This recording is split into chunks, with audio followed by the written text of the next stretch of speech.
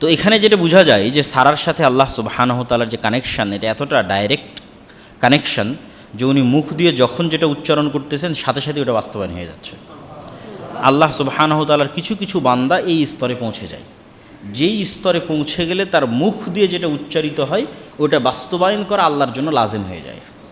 আল্লাহ সুবহানাহু তাআলা ওইটা করা তার নিজের জন্য আত্মসম্মানের মাধ্যম মনে করেন, যে আমার এই বান্দা এটা বলেছে, এটা না করা মানে আল্লাহ সুবহানাহু ওয়া তাআলা আত্মসম্মানে আঘাত লাগা। এই রকম নিকটতর স্থানে আল্লাহ সুবহানাহু ওয়া তাআলার পৌঁছে যায় দুনিয়ার কিছু মানুষ, ওই রকম তিনিও একজন। তো বাদশাহ যখন বুঝলো যে না, এনার আমি কোনো ক্ষতি করতে পারবো না, তখন সে তার কাছে যে সমস্ত মহিলারা ছিল তাদের মধ্যে সবচেয়ে ভালো, সবচেয়ে উন্নত বংশের, সবচেয়ে অভিজাত বংশের, হয়তো কোনো যুদ্ধের সময় বন্দি অবস্থায় তার কাছে ছিল, হাদিয়া হিসেবে হাজরা আলাইহিস সালাতু ওয়াস সালামকে সারা আলাইহিস সালাতু ওয়াস সালামের সাথে দিলেন, ইব্রাহিমের সাথে। আর যেহেতু সারার গর্ভে কোনো সন্তান ইব্রাহিমের ছিল না, সেহেতু সারার সম্মতিতেই ইব্রাহিম আলাইহিস সালাতু ওয়াস সালাম দ্বিতীয় বিবাহ করলেন হাজরা আলাইহিস সালাতু ওয়াস সালামকে সন্তানের আশায়। এবং প্রথম সন্তান যখন হয়, বিভিন্ন ইতিহাসবিদের মতে যে ইসমাইল আলাইহিস সালাম যখন হয় তখন ইব্রাহিম আলাইহিস সালামের বয়স ৮০ বছর প্লাস, যেটা কোরআন মাজিদেও এসেছে যে আলহামদুলিল্লাহিল্লাযী ওয়াহাব আলী, ওই সত্তার আমি প্রশংসা করছি যেই সত্তা আমাকে বার্ধক্য বয়সে আলাল কিবার ওয়াহাব আলী ইসমাইল ওয়া ইসহাক, আমাকে ইসমাইল এবং ইসহাক দিয়েছেন আমার বার্ধক্য অবস্থায়, বৃদ্ধ অবস্থায়। তো প্রথমে ইসমাইল, তো যে স্ত্রীর সন্তান হয় তার প্রতি স্বাভাবিকভাবে স্বামীর ভালোবাসা এবং আগ্রহ বাড়ে, সন্তানের প্রতি আদর এবং যত্ন এবং স্নেহ বাড়ে। তো এবং মেয়েদের স্বভাবজাত স্বভাব হচ্ছে তারা একটু হলেও স্বামীর যে ভালোবাসা, এই ভালোবাসা যখন ভাগ হয় তখন ঈর্ষান্বিত হয়, এটা স্বাভাবিক, জন্মগত। রাসূল সাল্লাল্লাহু আলাইহি ওয়াসাল্লামের স্ত্রীরাও হয়েছে। তো এইটার সমাধান কল্পে আল্লাহর আদেশে, এবং এটার পিছনে আল্লাহর হিকমা ছিল, আল্লাহর আদেশে ইব্রাহিম আলাইহিস সালাতু ওয়াস সালাম হাজেরাকে এবং তার সন্তান ইসমাইলকে রেখে আসলেন ১২০০ কিলোমিটার, তথা প্রায় ১ থেকে ১,৫০০ কিলোমিটারের দূরত্বের পথ মক্কা। লোকেশন আল্লাহ সুবহানাহু ওয়া তাআলা সেট করে দিয়েছেন, ওইটাই আল্লাহর হিকমা, যে ইব্রাহিমের এক সন্তান আবাদ করবে মসজিদে আকসা, আর ইব্রাহিমের আর এক সন্তান আবাদ করবে বাইতুল্লাহ কাবা। আর কিয়ামত পর্যন্ত যত নবী আসবে এই দুই সন্তানের বংশে আসবে, এইটাই আল্লাহর পূর্ব নির্ধারিত সিদ্ধান্ত ছিল। কিন্তু সেটাই তিনি ঘটাচ্ছেন এত কিছুর মধ্যে দিয়ে, এত উত্থান পতনের মধ্যে দিয়ে সেটা ঘটতেছে। তো ইসমাইল এবং হাজেরা আলাইহিস সালাতু ওয়াস সালামকে যখন মক্কায় ১২০০ কিলোমিটার দূরে রেখে আসতেছেন, তখন সহিহ বুখারীর ১২তে ইব্রাহিম আলাইহিস সালাতু ওয়াস সালাম ফেরত আসতেছেন এবং হাজেরা আলাইহিস সালাতু ওয়াস সালাম তাকে বারবার জিজ্ঞেস করছেন, আইনা তাযহাব আনতা ইব্রাহিম, আপনি কোথায় যাচ্ছেন হে ইব্রাহিম? তখন তিনি কোনো উত্তর দিচ্ছেন না। যখন উত্তর দিচ্ছেন না তখন তিনি বাধ্য হয়ে বললেন, আল্লাহ আমারাক, আল্লাহ কি আপনাকে আদেশ দিয়েছে? তখন ইব্রাহিম আলাইহিস সালাম বললেন, হ্যাঁ, আল্লাহ আমাকে আদেশ দিয়েছে। তখন হাজেরা বললেন, ফালা ইউদাইয়ানা আল্লাহ আবাদা, যদি আল্লাহর আদেশ হয় তাহলে আমাদের হেফাজতের জিম্মেদারির দায়িত্ব আল্লাহর, কেউ করতে পারবে না, তাহলে এইটা নিয়ে আমি আর চিন্তা করতেছি না। কেন, এটা এমন এক ওয়াদি, এমন এক উপত্যকা, ওই হাদিসের ইবারতের মধ্যে আছে লাইসা ফিহি ইনসুন ওয়ালা শাই, এই উপত্যকায় মানুষ তো নাই ওয়ালা শাই, কিছুই নাই, পশু পাখি জীব জন্তু জানোয়ার গাছপালা কিচ্ছু নাই। অন্তত বাংলাদেশের মতো কোথাও রেখে গেলে গাছপালা থাকতো, গাছপালা থাকলে জঙ্গল থাকতো, জঙ্গল থাকলে পশু প্রাণী থাকতো। কিন্তু এটা তো রাখা হচ্ছে ধুধু মরুভূমির মধ্যে, হাজার হাজার কিলোমিটার আশেপাশে মরুভূমি, তাহলে মরুভূমিতে গাছপালা হয় না। যেহেতু মরুভূমিতে গাছপালা নাই এবং জনবসতি নাই, সেহেতু পশু প্রাণীও নাই। তো লাইসা ফিহি ইনসুন ওয়ালা শাই, মানুষও নাই, কিছুই নাই, এমন উপত্যকা রেখে যাচ্ছেন। এবং একই কথা কোরআনে ইব্রাহিম আলাইহিস সালাতু ওয়াস সালাম যখন হাজেরাকে রেখে আড়াল হলেন পাহাড়ের, তখন তিনি যখন আল্লাহর কাছে দোয়া করতেছেন তখনও ওই জায়গায় আছে, আল্লাহুম্মা ইন্নী আসকানতু মিন যুররিয়াতি বিওয়াদিন গায়রা জি যারইন ইনদা বাইতিকাল মুহাররম, হে আল্লাহ, আমি এমন উপত্যকায় আমার স্ত্রী সন্তানকে রেখে যাচ্ছি, গায়রা জি যারইন, যেখানে একটা গাছপালাও নাই। এটা কোরআনের আয়াত, এমন উপত্যকায় রেখে যাচ্ছে। এবং সেখানে ইব্রাহিম আলাইহিস সালাতু ওয়াস সালাম যখন তার সন্তানদেরকে সেখানে রেখে যান, তখন তিনি যে দোয়া করেছেন, এই দোয়ার ধারাবাহিকতায় যেটা বললাম যে হে আল্লাহ, আমি আমার সন্তানদেরকে এমন উপত্যকায় রেখে যাচ্ছি যেখানে কোনো গাছপালা নাই। কেন? রব্বানা লিয়ুকিমুস সালাহ, হে আল্লাহ, তারা যেন এখানে সালাত কায়েম করতে পারে। ইব্রাহিম আলাইহিস সালামের দোয়াগুলোর মধ্যে সালাতকে খুব কানেক্টেড পাবেন। সালাত খুব ইম্পর্টেন্ট একটা কাজ, মানুষের জীবনের সবচেয়ে জরুরি কাজ, যে আল্লাহ আমি এদেরকে রেখে যাচ্ছি যেন এরা এখানে সালাত আদায় করতে পারে। ফাজা আল আফইদাতাম মিনান নাস তাহবি ইলাইহিম, হে আল্লাহ দুনিয়ার মানুষের অন্তরকে এই শহরের দিকে করে দেন, কেন এখানে তো কেউ নাই, মানুষজন না আসলে আর বসবাস করবে কীভাবে। ওয়ারযুকহুম মিনাস সামারাত, হে আল্লাহ এদের ফলমূল থেকে খাবারের ব্যবস্থা করে দেন। রব্বানা ইন্নাকা তা'লামু মা নুখফি ওয়া মা নু'লিনু ওয়া মা ইয়াখফা আলা মিন শাইইন ফিল আরদি ওয়া ফিস সামা আলহামদুলিল্লাহি রাব্বিল আলামিন রব্বি জাআলনি মুকিমাস সালাহ ওয়া মিন যুররিয়্যাতি, হে আল্লাহ আপনি আমাকে এবং আমার পরবর্তী বংশধরকে সালাত আদায়কারী বানান। রব্বানা ওয়া তাকাব্বাল দোয়া, হে আল্লাহ আপনি আমার দোয়াকে কবুল করেন। এগুলো ছিল ইব্রাহিম ইসলামের দোয়া যখন তিনি ইসমাইল ইসলামকে এবং হাজেরাকে রেখে যাচ্ছেন। আর সহিহ বুখারীর বর্ণনায় যেহেতু হালকা হয়তো কিছু খেজুর, হালকা হয়তো পানি ছিল, যেটা শেষ হয়ে গেল, এবং যে ঘটনা আমরা সবাই জানি যে লম্বা কষ্ট দুঃখ পানির জন্য দৌড়াদৌড়ি সাফা এবং মারওয়ায় উনি কয়েকবার করে উঠলেন এবং নিকটবর্তী কাউকে দেখা যায় কিনা, মানুষজনের কোনো সাহায্য পাওয়া যায় কিনা এটার চেষ্টা করতে থাকলেন। ওই জায়গায় আল্লাহ সুবহানাহু ওয়া তাআলা বলেছেন ইন্নাস সাফা ওয়াল মারওয়াতা মিন শাআইরিল্লাহ, আল্লাহ হচ্ছে এই সাফা এবং মারওয়া পাহাড়কে কিয়ামত পর্যন্ত নিদর্শন বানিয়ে দিয়েছেন। তাহলে একজন সাধারণ মহিলা নির্জন মরুভূমিতে একটা স্বাভাবিক কাজ করতেছে, ইবাদতের উদ্দেশ্যে করতেছে না, কিন্তু তার সন্তানের পানি অনুসন্ধানের জন্য স্বাভাবিক একটা কাজ করছে, সেটা হচ্ছে আমি থাকলেও করতাম, আপনি থাকলেও করতেন, সেটা হচ্ছে দৌড়াদৌড়ি। কিন্তু তাদের এই আল্লাহর প্রতি তাওয়াক্কুল এবং আল্লাহর প্রতি ভরসা এবং ইখলাস, এই চেষ্টা, এই পরিশ্রমকে আল্লাহ সুবহানাহু ওয়া তাআলা কিয়ামত পর্যন্ত ইবাদত বানিয়ে দিলেন। যেখানে পৃথিবীর সর্বশ্রেষ্ঠ মানুষ মুহাম্মদ সাল্লাল্লাহু আলাইহি ওয়াসাল্লাম পর্যন্ত ইবাদত হিসেবে সাফা মারওয়ায় দৌড়িয়েছেন, এবং হজের সময় লাখ লাখ মানুষ দৌড়াবে, এবং গত হাজার হাজার বছর থেকে মানুষ দৌড়াচ্ছে। এবং আল্লাহ বললেন যে আমি সাফা এবং মারওয়াকে নিদর্শন বানিয়ে দিয়েছি। তাহলে তাদের অন্তরের ইখলাস এবং তাওয়াক্কুল আল্লাহর কাছে কত প্রিয় ছিল এবং কত পবিত্র ছিল, এবং তাদের ঈমান কোন লেভেলের ছিল। তো মানুষ মনে করে যে ইসমাঈল আলাইহিস সালাতু ওয়াস সালামের পায়ের আওয়াজে, যদিও হাদিসের বর্ণনায় জিবরাইল আলাইহিস সালাতু ওয়াস সালামের পা অথবা পাখা এটির আঘাতের শব্দ পাওয়া গেল এবং মাটির নিচ থেকে পানি বের হতে লাগলো, এবং এটাও এখন পর্যন্ত মুজিজা হিসেবে অক্ষত এবং অবিকৃত আছে। যে কোনো জায়গার, আমাদের বাংলাদেশের মতো এত বৃষ্টিস্নাত, এত নদীমাতৃক দেশেরও পানির স্তর নিচে নেমে যায়। আপনি রাজশাহীর উত্তর অঞ্চলের অনেক উপজেলায় এখন পানি পাবেন না, কয়েকশো মিটার নিচ পর্যন্ত ডিপ মেশিন পোতার পরও পানি পাবেন না। তো সেখানে যুগ যুগ ধরে একটা মরুভূমিতে, যেখানে বৃষ্টি তেমন হয় না, আশেপাশে কোনো নদী নালা নাই, সেখানে পানি উঠতে গেছে, এবং একসাথেও অসংখ্য মোটর লাগিয়ে এই কূপ চেক করা হয়েছে যার পানি শেষ হয় কিনা।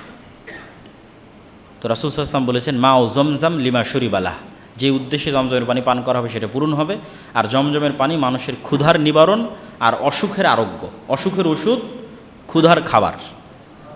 কেন ওদের তো আর কোনো খাবারের ব্যবস্থা হয়নি, ইব্রাহিম, ইসমাইল আর হাজেরার শুধু জমজমের পানির ব্যবস্থা হয়েছে। তো এটা দিয়েই তো ওরা অন্তত 1 মাস 2 মাস 6 মাস, আরও মানুষজন যতদিন আসেনি ততদিন তো এটা দিয়ে বার করেছে। তো আরও মানুষজন আসার যে বর্ণনা সহিহ বুখারীতে এসেছে যে যেখানে পানি থাকে ওখানে পাখি আকাশে ওড়ে। তো কোনো এক বেদুইন দল যারা ইয়ামান থেকে আসছিল, তারা পানির সন্ধানে আকাশে উড়ন্ত পাখি দেখে সেখানে যায়। তো দেখে শুধু একজন মহিলা আর তার কোলের বাচ্চা, কোলের শিশু। তো ওই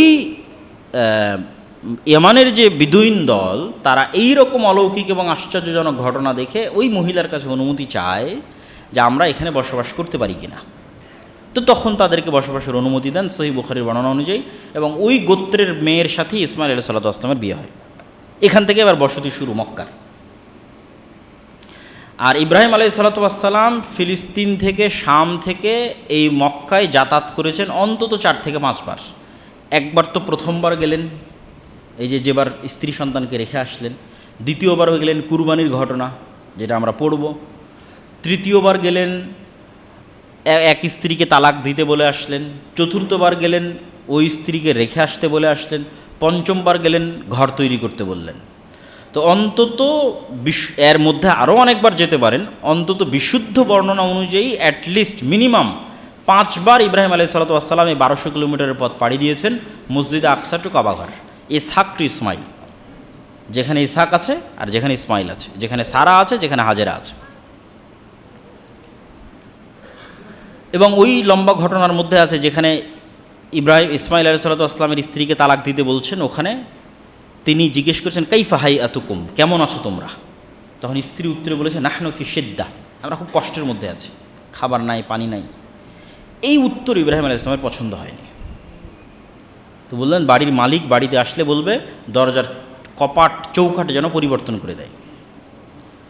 তো ইসমাইল আলাইহিসসালাম ইব্রাহিম আলাইহিস সালাম কোথাও গেলে যে সুগন্ধি ছড়িয়ে থাকতো, ওই সুগন্ধি থেকে উনি বুঝতে পেরেছেন যে কেউ এসেছে বাড়িতে। তো কে এই ঘটনা কি বলেছে? ওহো, উনি তো আমার পিতা, তোমাকে চলে যেতে বলেছেন। এবার দ্বিতীয়, এখানে কিন্তু পিতা পুত্রের সাক্ষাৎ হয়নি। দ্বিতীয় আরেকবার যখন ইব্রাহিম আলাইহিস সালাম আসলেন, তিনি আবার একই প্রশ্ন করলেন যে কাইফা হাইআতুকুম, কেমন আছো তোমরা? তখন দ্বিতীয় স্ত্রী এবার উত্তরে বলেছে আলহামদুলিল্লাহ, ওই আল্লাহর প্রশংসা করছি, আমরা ভালো আছি সর্বাবস্থায়। এই যে আল্লাহর প্রশংসা, আসনা তাআলাল্লাহ, আল্লাহর যে প্রশংসা করেছে, এটাতে ইব্রাহিম আলাইহিস সালামের মন খুশি হয়ে গেছে। তো ইব্রাহিম আলাইহিস সালাম এবার ওদের জন্য দোয়া করতেছেন যে হ্যাঁ, মানে পাল্টা আবার বেশি করে প্রশ্ন করলেন যে ঠিক আছে তোমরা তো ভালো আছো বুঝলাম, কিন্তু খাও কি? তো বলে পানি আর গোস্ত। পানি জমজমের পানি, গোস্ত হচ্ছে শিকারের গোস্ত। তখন ইব্রাহিম ইসলাম বলেন হে আল্লাহ, এদের পানিতে আর এদের গোস্তে বরকত দেন। এবং বললেন যে যখন ইসমাইল বাড়িতে ফিরে আসবে, ওভাবে ইসমাইল নাম তো বলেন, যখন বাড়ির মালিক বাড়িতে ফিরে আসবে তখন বলবে দরজার চৌকাঠ যেন স্থির রাখে, স্থায়ী রাখে। এবার শেষবার যখন পঞ্চমবার ইব্রাহিম আলাইহিস সালাম আসতেছেন, ওয়াইদ ইয়ারফাউ ইব্রাহিমুল কওয়াইদা মিনাল বাইতি ওয়া ইসমাইল রব্বানা তাকাব্বাল মিন্না, যেটা সূরার শুরুতে, বক্তব্যের শুরুতে পাঠ করেছে যে আয়াতগুলো, যে এবার ইব্রাহিম আলাইহিস সালাম এসে বললেন যে আল্লাহ সুবহানাহু ওয়া তাআলার একটা ঘর এখানে ছিল, ইন্না আউওয়ালা বাইতুম উদিআ লিন-নাস বিবাক্কা, ফেরেশতাদের মাধ্যমে আল্লাহ তৈরি করেছিলেন। আদম আলাইহিস সালাতু ওয়াস সালাম এখানে ইবাদত করতেন, নূহ আলাইহিস সালাতু ওয়াস সালামের বন্যায় সেই ঘর ধ্বংস হয়ে গেছে। ওই এক্সাক্ট সেম লোকেশনে, সেম মাপকাঠিতে, সেম মানদণ্ডে ঘর তৈরি করতে হবে, আল্লাহর আদেশ। তখন ইসমাইল এবং ইব্রাহিম আলাইহিস সালাতু ওয়াস সালাম মিলে ওই ঘর তৈরি করলেন এবং আল্লাহ সুবহানাহু ওয়া তাআলা হাজরে আসওয়াদকে লিফট হিসেবে ব্যবহার করার অলৌকিক ক্ষমতা দিলেন, উঁচুতে উঠা এবং নিচে নামার, পাথরের উপর পাথর বসানোর জন্য। যে হাজরে আসওয়াদ এখনও সেখানে আছে, যে মাকাম ইব্রাহিম, হাজরে আসওয়াদ বলছি, মাকাম ইব্রাহিম এখনও সেখানে আছে, যে পাথরকে ইব্রাহিম আলাইহিস সালাম লিফট হিসেবে উঁচুতে উঠা এবং নিচে নামার জন্য ব্যবহার করেছে। তারপরে আল্লাহ তাকে আদেশ দিলেন যে এখানে তুমি মানুষের হজের ঘোষণা দাও। তো কেউই তো নাই, কিসের হজের ঘোষণা? মানুষই তো নাই। তো আল্লাহ সুবহানাহু ওয়া তাআলা এই হজের ঘোষণা সারা পৃথিবীর মানুষের কাছে পৌঁছিয়ে দেওয়ার দায়িত্ব নিজে নিলেন, আর ইব্রাহিমকে বললেন তুমি দাও, এই নির্জন মানুষের মধ্যেই হজের ঘোষণা দাও, হজের আহ্বান দাও। আর তোমাদের দুইজনের দায়িত্ব হচ্ছে, ইব্রাহিম আর ইসমাইলের দায়িত্ব হচ্ছে ওয়াং তাহির বাইতি লিত-তাইফিন ওয়াল আকিফিন ওয়ার রুকআই সুজুদ, যে এই ঘর যারা ভিজিট করতে আসবে তাদের জন্য এই ঘরকে পরিষ্কার রাখা, এই ঘরের সম্মান করা তোমাদের দায়িত্ব। তো এই যে ইব্রাহিম আলাইহিস সালামের পর থেকে নিয়ে অন্য ঘটনাগুলো যদি দেখেন তাহলে বুঝবেন যে এই লম্বা সময়টা কতদিনের, তথা ইব্রাহিম টু মোহাম্মদ এই লম্বা সময়টা কতদিনের, এটা কি দেখে বুঝবেন? ওই যে আর এক ছেলে ইসাক আলাইহিস সালাম, প্রায় 100 বছর বয়সে আল্লাহ আর এক ছেলে দিলেন, আর ওই ছেলেকে দিলেন একটা পরীক্ষার পর, পরীক্ষার পুরস্কার হিসেবে। সেই পরীক্ষাটা কি?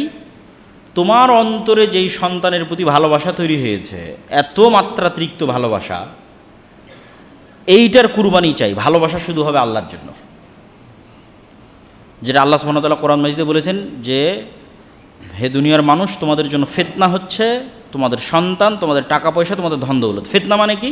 আপনি যখনই ওইটার ভালোবাসা একটু বেশি পড়ে যাবেন, তখন আপনি আর আল্লাহর জন্য সর্বোচ্চ স্যাক্রিফাইসটা করতে পারবেন না। ধরেন আল্লাহ এখন আপনার জীবন চাচ্ছে, আল্লাহর রাস্তায় জিহাদ, তো আপনার ভালোবাসা যদি স্ত্রীর প্রতি বেশি থাকে আল্লাহর চাইতে, সন্তানের প্রতি বেশি থাকে আল্লাহর চাইতে, আপনি জীবন দিতে পারবেন? পারবেন না। তাহলে তো এটা ফিতনা। তো ইব্রাহিম আলাইহিস সালামের জন্য এটা ফিতনা। তা আল্লাহ বললেন এবার এটার স্যাক্রিফাইস লাগবে, এটার কুরবানি লাগবে, এবং প্রমাণ করতে হবে যে তুমি সবচেয়ে বেশি ভালোবাসো কাকে? আল্লাহ সুবহানাহু ওয়া তাআলাকে। তখন ইব্রাহিম আলাইহিস সালাম আসলেন এবং ইসমাইলকে বললেন যে আমি স্বপ্নে দেখেছি যে আমি তোমাকে জবাই করতেছি, যেটা কোরআনের আয়াত। যেই কোরআনের আয়াতে আল্লাহ সুবহানাহু ওয়া তাআলা এই আদেশ দিয়েছেন, এবং সেই আদেশের অনুসরণে ইসমাইল আলাইহিস সালামের যেটা বাক্য, সেটা হচ্ছে ইয়া আবাতি ফাআল মা তু'মার সাতাজিদুনি ইনশাআল্লাহ মিনাস সাবিরিন। হ্যাঁ আমার পিতা, আল্লাহ আপনাকে যেটা আদেশ দিয়েছে আপনি সেটি করেন, আপনি আমাকে ধৈর্যশীলদের অন্তর্ভুক্ত পাবেন। ফালাম্মা আসলামা ওয়াতাল্লাহু লিল জাবিন, তারা দুইজন ইসলাম গ্রহণ করলো। শাব্দিক অনুবাদ করলাম, ফালাম্মা আসলামা, দুইজন আত্মসমর্পণ করলো। পিতা এবং পুত্র, একজন জবাই করতে প্রস্তুত আর একজন জবাই হতে প্রস্তুত, কার কারণে এই আত্মসমর্পণ? এটা আল্লাহর আদেশ, এই কারণে আত্মসমর্পণ। এটা হলো ইসলাম।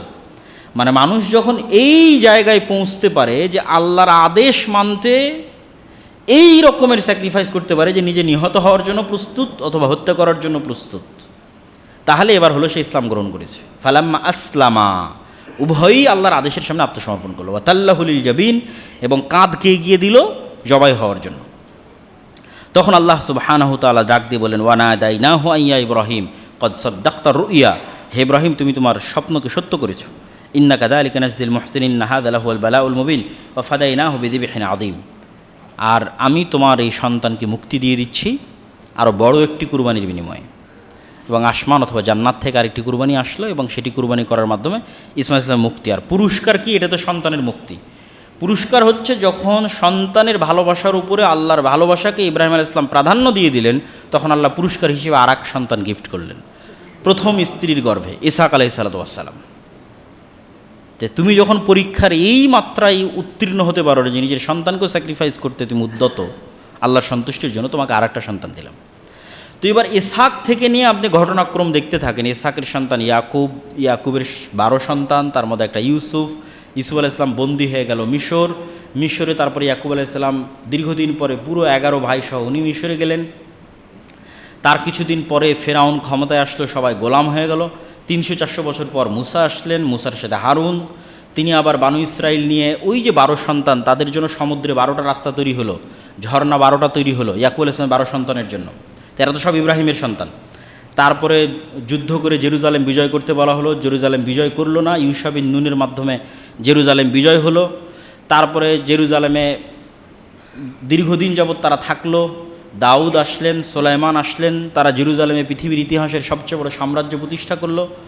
দাউদ সুলাইমানের পরে আরও ধারাবাহিকতায় জাকারিয়া, ইয়াহিয়া, মারিয়াম, ঈসা, এই যে লম্বা যতগুলো নবীর নাম, এই নবীর নাম একত্রে একসাথে পবিত্র করানো এক জায়গাতে আল্লাহ সুবহানাহু ওয়া তাআলা উল্লেখ করেছেন। এই যেভাবে যেই ধারাবাহিকতায় আমি বলতেছি, সেম এই ধারাবাহিকতাতেও আল্লাহ সুবহানাহু ওয়া তাআলা কোরআন মাজিদে নবীদের নাম এইভাবে উল্লেখ করেছেন ইব্রাহিমের সন্তান হিসেবে। আমি আয়াতের অনুবাদ করি। ওয়াহাবনা লাহু ইসহাক ওয়া ইয়াকুব, আমি ইব্রাহিমকে দিয়েছি ইসহাককে এবং ইয়াকুবকে। কুল্লান হাদাইনা, এদের সবকে আমি হেদায়েত প্রাপ্ত করেছি। ওয়ানুহান হাদাইনা মিন ক্বাবল, আর এদের পূর্বে নূহকে হেদায়েত দিয়েছিলাম। অমিন জুররিয়াতিহি দাউদ, আর এদের বংশী দিয়েছি দাউদকে, সুলাইমানকে, আইয়ুবকে, ইউসুফকে, মুসাকে, হারুনকে। ওয়া কাযালিকা নাজজিল মুহসিনিন, আর এভাবেই মুহসিনিনদের আমি সম্মানিত করে থাকি এবং পুরস্কার দিয়ে থাকি। ওয়া জাকারিয়া ওয়া ইয়াহইয়া ওয়া ঈসা ওয়া ইলিয়াসা কুল্লুম মিনাস সালিহিন, এরা সব সৎকর্মশীল বান্দাদের অন্তর্ভুক্ত এবং ইব্রাহিমের বংশধর, ইসহাকের বংশধর।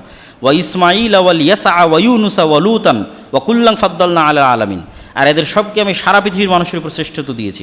অমিন আবাইহিম ওয়া যুররিয়াতিহিম ওয়া ইখওয়ানিহিম, এদের পিতা, এদের আত্মীয় স্বজন এবং এদের ভাই, এদের সবাইকে ওয়াজতাবাইনাহুম ওয়া হাদাইনাহুম ইলা সিরাতিম মুস্তাকিম, এদেরকে সিরাতি মুস্তাকিমের পথ দেখিয়েছি। তাহলে এই যে লম্বা ঘটনা ঈসা আলাইহিস সালাম পর্যন্ত চলতেছে, এই পুরো সময়টা কিন্তু ইসমাইলের বংশধরেরা মক্কায় আছে, তাদের মধ্যে কোনো নবী প্রেরিত হয়নি। এই যে এতগুলো ঘটনা ঘটছে, এগুলো সব ইসহাকের বংশে ঘটতেছে। কিন্তু এই পুরো সময়টাতেও ইসমাইলের বংশধরেরা কোথায় আছে? মক্কায় আছে। এবং ওই কাবাঘর আছে, সেই কাবাঘরে হজও হয়, ওই জমজমের পানি আছে যেখান থেকে তারা উঠায় এবং সম্মান করে। এবং মুহাম্মদ সাল্লাল্লাহু আলাইহি ওয়াসাল্লামের যখন জন্ম হচ্ছে, তখন আব্দুল মুত্তালিব এবং আবু তালেব, এদেরও সবচেয়ে বড় জিম্মেদারি কি? কাবাঘরকে রক্ষা করা, মানুষজন হজে আসলে তাদেরকে পানি পান করানো, জমজমের দেখাশোনা করা, এটাই কাজ। তাহলে মুহাম্মদ সাল্লাল্লাহু আলাইহি ওয়াসাল্লাম যখন বড় হচ্ছে, উনি সবচেয়ে বড় সম্মানের জায়গা ওনার কাছে কাবা, সবচেয়ে পবিত্রতার জায়গা হচ্ছে কাবা। কেন? ওনার বংশধর সবাই এটার দায়িত্বশীল, যেটা সূরা ফিলের মধ্যে দেখেছেন, আলাম তারা কাইফা ফাআলা রাব্বুকা বিআসহাবিল ফিল, যেটা মুহাম্মদ সাল্লাল্লাহু আলাইহি ওয়াসাল্লামের জন্মের বছর, যে আব্রাহার বাহিনী ইয়ামান থেকে আসলো এই কাবাকে ধ্বংস করতে।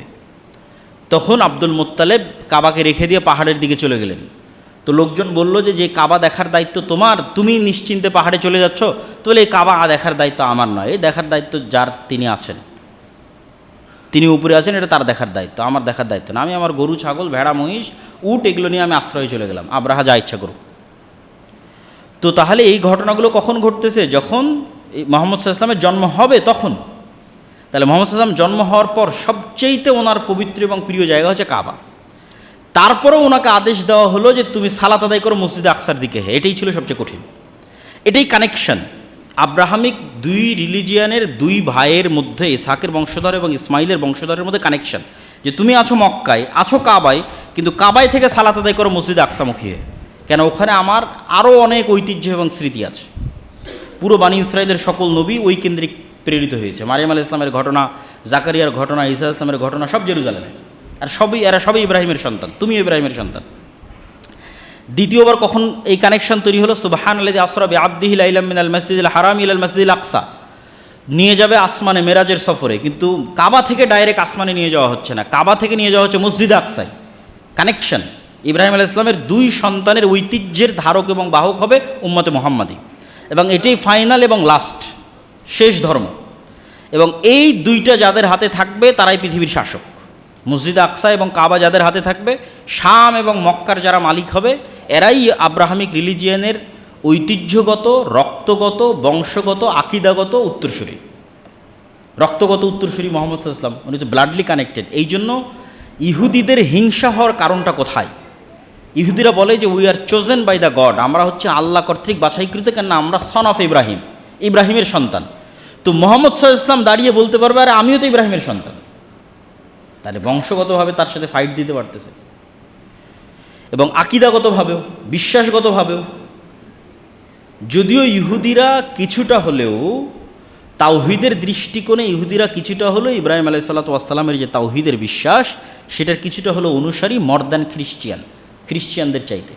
কেন? খ্রিশ্চিয়ানরা স্কাল্পচার তৈরি করে, মূর্তি তৈরি করে এবং তার পূজা করে। ঈসা আলাইহিস সালামের মূর্তি তৈরি করে, মারিয়ামের মূর্তি তৈরি করে, ইহুদিরা মূর্তি তৈরি করে না। তাহলে ইহুদিদের সমস্যাটা কোথায়? ইহুদিদের সমস্যা হচ্ছে এটা ইবলিসের সমস্যা। খ্রিস্টানরা ইবলিসের সমস্যা আক্রান্ত নয়। খ্রিস্টানরা আক্রান্ত জানে না, সত্য জানে না, জানলেই গ্রহণ করবে। আর ইহুদিরা আক্রান্ত ইবলিসের সমস্যায়। ইবলিসের চেয়ে কে বেশি জানে যে আল্লাহর আদেশ মানতে হবে? কেউ জানে না।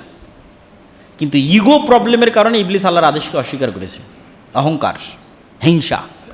তাহলে এই যে ইহুদিদের সুপারিয়রিটি থিওরি, এরা সব জানে যে এই পৃথিবীতে আর যদি সেকেন্ড কেউ থাকে এই পৃথিবী শাসন করার ক্ষমতা রাখে, এটা উম্মতে মুহাম্মাদি। ইব্রাহিমের যদি আর প্রকৃত কেউ উত্তরসূরি থেকে থাকে, সেটা হচ্ছে মুহাম্মদ সাল্লাল্লাহু আলাইহি ওয়াসাল্লামের যারা পরবর্তী বংশধর, আলে ইসমাইল, বানু ইসমাইল তারা। কিন্তু এই সত্য তাদের পক্ষে অ্যাকসেপ্ট করা সম্ভব নয়। এই অহংকার এবং এই ইগো প্রবলেমের কারণে তাদেরকে পথভ্রষ্ট বলা হয়নি, অভিশপ্ত। যেভাবে ইবলিস অভিশপ্ত, সেভাবে তারা অভিশপ্ত। তো ইব্রাহিম আলাইহিসসালাতু ওয়াসসালামের যেই হিস্ট্রি এবং যেই ঘটনা, এই পুরো ঘটনার সামারি থেকে আমাদের জন্য শিক্ষা কী? আল্লামা ইকবাল তার এক কবিতার মধ্যে বলেছেন, ये दौर अपने बराहिम की तलाश में है, सनम कदा है जहाँ ला इलाहा इल्लल्लाह।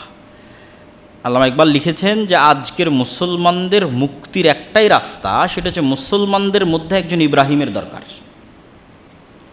কেননা সারা পৃথিবী মূর্তি পূজায় ব্যস্ত হয়ে গেছে, মুসলমানেরাও মূর্তি পূজায় ব্যস্ত হয়ে গেছে।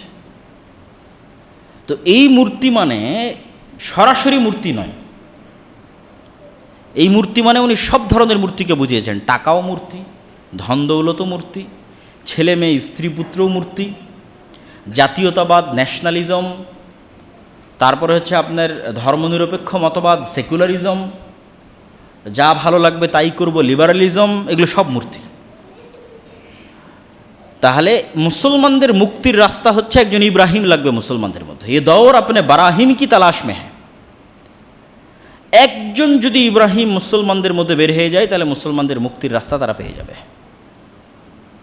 যার ইমান হবে ইব্রাহিমের ইমানের মতো, যার তাওহীদের স্তর হবে ইব্রাহিমের তাওহীদের স্তরের মতো, ইব্রাহিমের তাওহীদের স্তরকে ছুঁইতে পারবে, ইব্রাহিমের তাওহীদের মাত্রাকে টাচ করতে পারবে, ওই ইমান লাগবে। আর পুরো আদর্শ ইব্রাহিম আলাইহিসসালাতু ওয়াসসালামের ফ্যামিলির মধ্যে আল্লাহ সেট করে রেখেছে। আপনি সন্তান হওয়ার আদর্শ নেবেন, সেটাও ইব্রাহিমের ফ্যামিলিতে আছে। স্ত্রীর আদর্শ নেবেন, সেটাও ইব্রাহিমের ফ্যামিলিতে আছে। পিতার আদর্শ নেবেন, সেটাও ইব্রাহিমের ফ্যামিলিতে আছে। সন্তান হলে কি করতে হবে তারও আদর্শ আছে, স্ত্রী হলে কেমন হতে হবে তারও আদর্শ আছে, পিতা হলে কেমন হতে হবে তারও আদর্শ আছে। আল্লাহর অনুসারী, মুত্তাকি, তাকওয়াবান, তাওহীদ, আত্মসমর্পণকারী হলে কেমন লেভেলের ঈমান হতে হবে তারও উদাহরণ ইব্রাহিম আলাইহিসসালাতু ওয়াসসালামের জীবনীর মধ্যে আছে। আর কেউ যদি ওই মাত্রাকে টাচ করতে পারে তাহলে আল্লাহ তাদেরকে কিভাবে হেফাজত করে, কিভাবে সাহায্য করে, তাদের কাজকে আল্লাহ কিভাবে কবুল করতে পারে, তার উদাহরণও ইব্রাহিম আলাইহিসসালাতু ওয়াসসালামের জীবনের মধ্যে আছে, যেটা সাফা, মারওয়া, জমজম, কাবা, এগুলো সবগুলো নিদর্শন থেকে আমরা দেখতে পাই এবং বুঝতে পারি। কিন্তু দুঃখজনক হলেও সত্য যে আমরা যখন ওই ইখলাসের জ্বলন্ত নিদর্শন কাবায় যাচ্ছি, তখনও আমাদের মোবাইল, সেলফি, ভিডিও এটাই থাকতেছে প্রবণতা। মূল শিক্ষাটা আমরা হারিয়ে ফেলতেছি। ওই ইব্রাহিমের স্যাক্রিফাইসের সর্বোচ্চ মাত্রার নিদর্শন যে কুরবানি, এই কুরবানি যখন আমরা করতে যাচ্ছি তখন আমাদের গোস্ত নিয়ে কাড়াকাড়ি লেগে যাচ্ছে। ভাগাই কুরবানি দেওয়া নিয়ে আমরা উৎফুল্ল হয়ে যাচ্ছে এবং সেই গোস্ত ভাগাভাগি করার প্রবণতায় মত্ত হয়ে যাচ্ছে। তাহলে মূল শিক্ষাটা তো আমরা হারিয়ে ফেলেছি। শুধু রিচুয়ালস, মানে একটা কাজ করতে হবে তাই ফলো করতেছে, রুকু সিজদা দিতে হবে তাই দিচ্ছে, কিন্তু ওর মধ্যে রুহ নাই, প্রাণ নাই, জান নাই। তাহলে কুরবানির এই ইবাদতটা কোন লেভেলের ইবাদত, কোন স্তরের ইবাদত, এবং স্যাক্রিফাইসের একটা ন্যূনতম মাধ্যম আল্লাহ আমাদের জন্য দিয়ে দিয়েছে। আমাদের ছেলে চাইনি, মেয়ে চাইনি, আমাদের টাকা পয়সা থেকে আল্লাহর সন্তুষ্টির জন্য আমরা একটা পশু কুরবানি করব। এত ন্যূনতম একটা স্যাক্রিফাইস আল্লাহ আমাদের কাছে চেয়েছে, কিন্তু সেটাতেও আমরা কত বিকৃতি, কত ছোট মন মানসিকতা আমরা সেটার সাথে যুক্ত করেছি তা একমাত্র আল্লাহ সুবহানাহু ওয়া তাআলা জানে। প্রিয় উপস্থিতি, ইব্রাহিম আলাইহিসসালাতু ওয়াসসালামের এই আদর্শ থেকে আমাদের জন্য যেমন একটা শিক্ষা ইখলাস, যেমন একটা শিক্ষা আল্লাহর ওপর ভরসা, যেমন একটা শিক্ষা আল্লাহর সামনে আত্মসমর্পণ করা, তেমনই শিক্ষা শিরক মুক্ত। ইব্রাহিম আলাইহিস সালামের দুইটা দোয়া আপনি দেখেন যে উনি সবচেয়ে বেশি প্রাধান্য দিয়েছে দুটো জিনিসকে। মানুষ কি চায় আল্লাহর কাছে, ইব্রাহিমের মতো নবীর আল্লাহর কাছে কি চাওয়া থাকতে পারে? দুটো জিনিস চেয়েছে, যে হে আল্লাহ রব্বি জাআলনি মুকিমাস সালাহ ওয়া মিন যুররিয়াতি, আমি আর আমার পরবর্তী বংশধর যেন সালাত আদায়কারী হয়। তাহলে সালাত আদায় কত বড় ইম্পর্ট্যান্ট হতে পারে, যার জন্য ইব্রাহিম আলাইহিস সালাম তার চাওয়ার মধ্যে এটা চেয়েছেন যে আমার পরবর্তী বংশধর যেন সালাত আদায়কারী হয়। আর একটা কী চেয়েছেন? ওয়াজনুবনি ওয়া বানিয়া আন না'বুদাল আসনাম, হে আল্লাহ আমি আর আমার বংশধর যেন মুশরিক না হয়। মানে শিরক অনেক ভয়ঙ্কর, ভয়াবহ কিছু। আজকে পশ্চিমবঙ্গের মানুষদেরকে তাদের স্কুলে বন্দে মাতারাম বলতে বাধ্য করা হবে, তথা আপনার সন্তান স্কুলে ভর্তি হলো মানে হয় শিরক। তাহলে এই যে তাওহীদের উপর টিকে থাকার এই প্রবণতা, এই যে স্বাধীনতার এই চেতনা, স্বাধীনতা মানে কি? তাওহীদের উপর অটুট থাকাই হচ্ছে স্বাধীনতা। যেখানে আপনি তাওহীদের উপর অটুট থাকতে পারবেন আপনি স্বাধীন আছেন, অটুট থাকতে পারছেন না আপনি স্বাধীন নাই। এই জন্য ইব্রাহিমের চেতনা দরকার মুসলমানদের। তাহলে শিরক থেকে মুক্ত থাকা এবং সালাত আদায় করা, এই দুটেই ইব্রাহিম আলাইহিসসালাতু ওয়াসসালামের জীবনের সবচেয়ে বড় শিক্ষা, এবং এই দুটো শিক্ষা আমাদের জীবনে বাস্তবায়ন করতে হবে। ঈসা আলাইহিসসালাতু ওয়াসসালামও যখন মায়ের কোল থেকে প্রথম কথা বলেছেন, তখনও তার প্রথম দুটো বাক্য ছিল কি? ইন্নী আব্দুল্লাহ আতানিয়াল কিতাব ওয়া জাআলানি নাবিয়্যা ওয়া জাআলানি মুবারাকান আইনামা কুনতু ওয়া আওসানি বিস-সালাতি ওয়াজ-যাকাতি মা দুমতু হাইয়্যা। একদম ছোট্ট বাচ্চা বলছে, আমি নবী, আল্লাহ আমাকে নবী করে পাঠিয়েছে, আর আল্লাহ আমাকে আদেশ দিয়েছে আমি যেন সালাত আদায় করি এবং যাকাত দেই। এই দুটাই আদেশ। আল্লাহ সুবহানাহু ওয়া তাআলা আমাদেরকে সামনে যে কুরবানি আসতেছে, জিলহজ মাসের 10 দিন আসতেছে, এই 10 দিনের এই শ্রেষ্ঠতম দিনে আল্লাহর ইবাদত করার, নফল সিয়ামের মাধ্যমে, আরাফার সিয়ামের মাধ্যমে, একটানা 9টা সিয়ামের মাধ্যমে, বেশি বেশি দানের মাধ্যমে, এবং স্বচ্ছ হৃদয়ে প্রকৃত ইখলাসের সাথে কুরবানি কেনার মাধ্যমে, এবং সেই কুরবানিটা ইব্রাহিমের যে চেতনা আছে স্যাক্রিফাইসের, ওই চেতনাকে মাথায় রেখে ওই কুরবানিটা করার জন্য আল্লাহ সুবহানাহু ওয়া তাআলা আমাদের তৌফিক দান করে। আল্লাহুম্মা আমিন।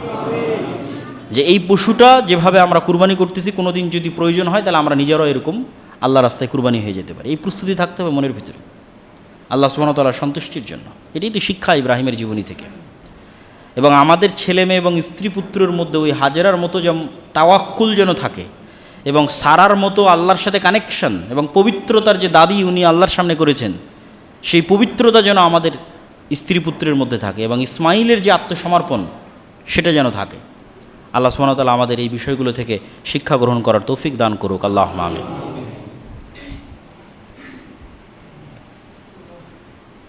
الحمد لله وحده والصلاة والسلام على من لا نبي بعده يا أيها الذين آمنوا صلوا عليه وسلموا تسليما اللهم صل على محمد وعلى آل محمد كما صليت على إبراهيم وعلى آل إبراهيم إنك حميد مجيد اللهم بارك على محمد وعلى آل محمد كما باركت على إبراهيم وعلى آل إبراهيم إنك حميد مجيد